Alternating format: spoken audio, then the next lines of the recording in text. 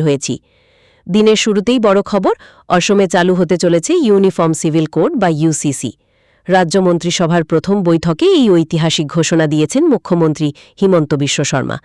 তিনি জানিয়েছেন আগামী ২৬ মে ইউসিসি বিল বিধানসভায় উত্থাপন করা হবে। এই নতুন আইনের ফলে বহুবিবাহের মতো সামাজিক প্রথা নিষিদ্ধ হতে চলেছে, পাশাপাশি বিয়ের ন্যূনতম বয়স নির্ধারণ এবং সম্পত্তিতে ছেলে ও মেয়ে সমান অধিকার নিশ্চিত করা হবে। তবে জনজাতীয় জনগোষ্ঠী এবং কিছু ধর্মীয় পরম্পরাকে এই আইনের আওতার বাইরে রাখা হয়েছে। রাজ্যের বেকার যুবক যুবতীদের জন্য সুখবর রয়েছে। সরকার ২ লক্ষ সরকারি চাকরি প্রদানের লক্ষ্যে মুখ্য সচিবের নেতৃত্বে একটি টাস্ক ফোর্স গঠন করেছে, যা আগামী ৩ মাসের মধ্যে নিয়োগ সংক্রান্ত প্রতিবেদন জমা দেবে। সরকার আরও কিছু কড়া সিদ্ধান্ত নিয়েছে। আগামী ৬ মাস কোনো মন্ত্রী বা সরকারি আধিকারিক বিদেশ সফরে যেতে পারবেন না, এমনকি জরুরি প্রয়োজনেও ভিডিও কনফারেন্সের মাধ্যমে কাজ সারতে হবে।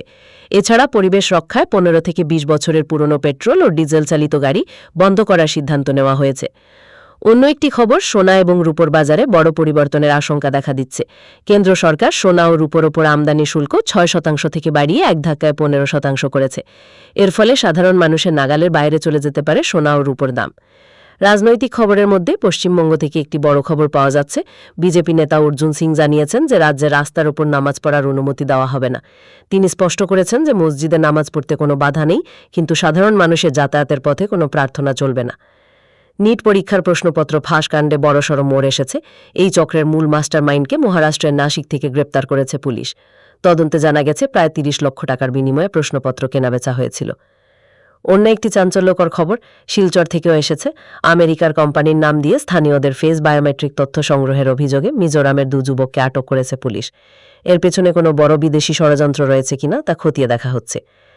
সবশেষে একটি দুঃখজনক খবর, মুখ্যমন্ত্রীর শপথ অনুষ্ঠানে যোগ দিতে গিয়ে বাড়ি ফেরা হল না বরাকের এক প্রধান শিক্ষকের। ফেরার পথে ট্রেনের মধ্যেই হৃদরোগে আক্রান্ত হয়ে তিনি শেষ নিঃশ্বাস ত্যাগ করেন।